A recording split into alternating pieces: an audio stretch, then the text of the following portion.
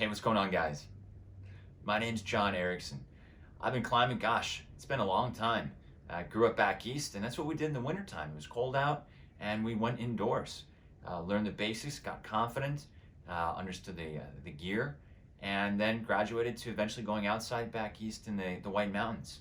And so bouldering, climbing, and of course, if you come up, you got to come down. Rappelling is something I'm very comfortable doing. And a lot of people think you actually have to climb up in order to get back down. But some places you can actually drive up to the top and then rappel down, and the people on the bottom will then take you back up. Rappelling is beautiful. You get to take your time. You're with friends. Beautiful scenery. It's technical still, and you've got to be sure that you understand safety measures at all times. So yeah, check it out. I've got some video of me doing some bouldering over in Joshua Tree. Thanks.